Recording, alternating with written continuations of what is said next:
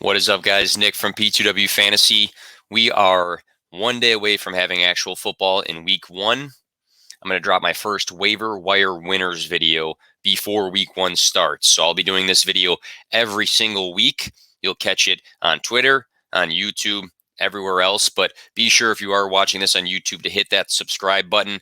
Really does mean a lot. Trying to build up the YouTube page. You're going to have a lot of YouTube specific content. So again, waiver wire winners is a waiver wire episode looking at players from ESPN that are rostered in under 50% of leagues. So let's get going with my list. Trying to get narrowed down a little bit. I had a longer list of guys, and I wanted to condense this list, and hopefully somebody from this list is somebody of interest to you and somebody who's actually available, because just because I say that they are available through ESPN, through rostership, doesn't mean that they actually are. It kind of depends on the format of your league, but we're looking at redraft leagues right now. So the first player is going to be Trey Lance, who is rostered in 32.9% of ESPN fantasy leagues.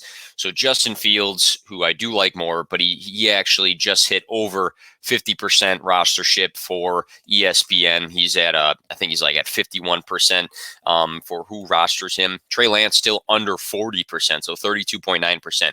We know that the Konami code quarterbacks, so quarterbacks that are dual threat quarterbacks, are a cheat code for fantasy. So he has a high rushing ceiling, and then he has some nice weapons on that 49ers offense. He's not going to start right away, but they didn't draft him to sit him. So I think Trey Lance is a guy you put on your bench and you stash him for now, and you have your comfortable quarterback playing. There's not a bye week until week 6, so you can just stash him on the bench, wait for him to play, and then look for that big upside rushing, throwing, dual threat ability out of Trey Lance. He's a guy, again, that can pay off later down the road.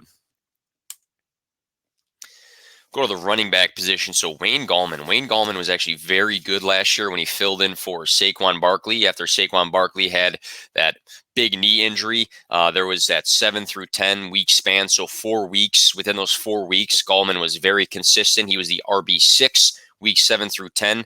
He did a nice job filling in for Saquon Barkley. He did a little bit of everything during that time. It's a dart throw.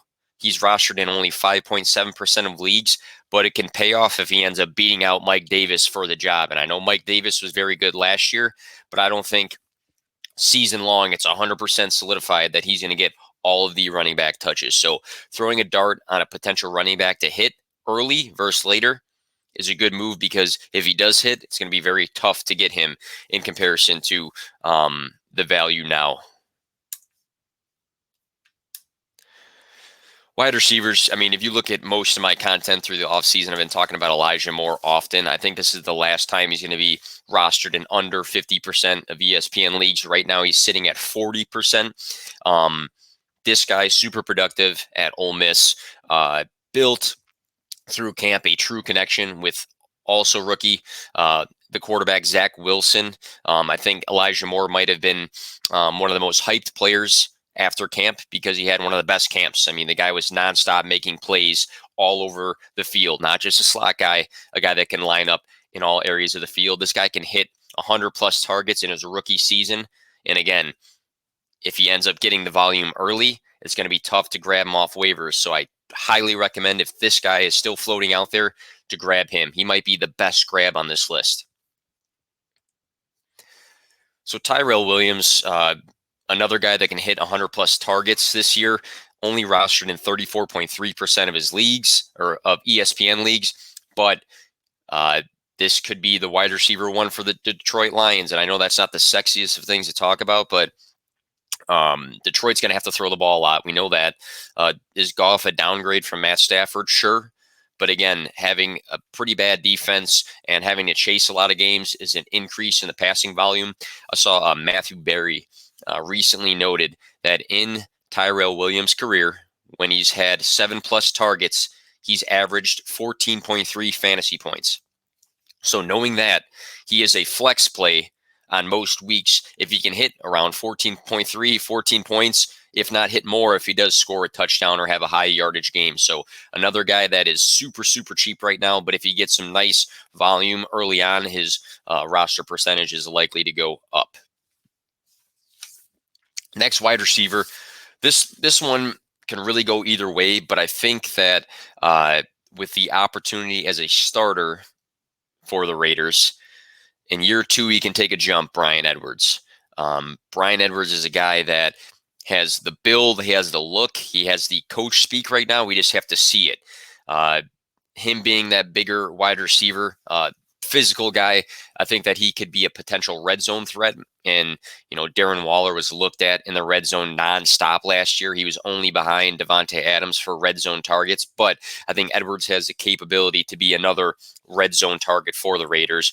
And they need another guy to step up because Nelson Aguilar was that guy last year. So now it's going to be either Bryan Edwards or Henry Ruggs. And I'm actually going to throw my dart again and say that Bryan Edwards is this guy. Super cheap.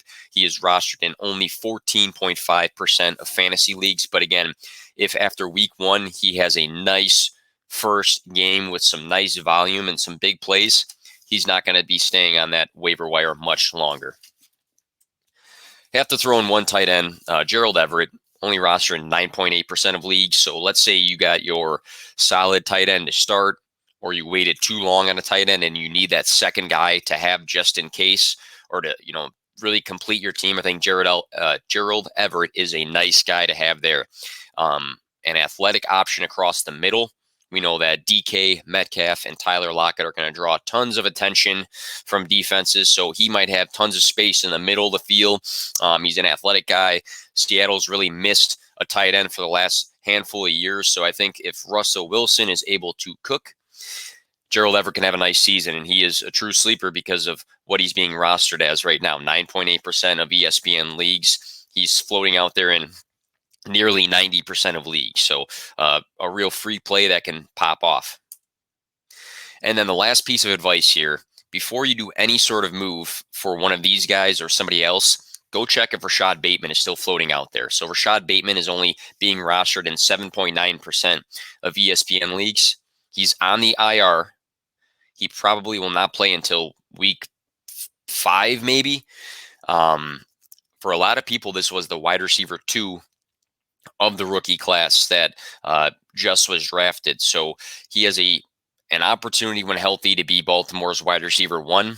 I know that, Mark Andrews is the primary guy in the passing game, but Rashad Bateman's very talented. He's got a good opportunity at hand once he's healthy. It's a good offense in general. And I think if you are making waiver wire moves, finding a guy like him who might be completely free and you can stash on your IR is a good move to do first, and then you pick up another guy. So you have that open spot on your bench.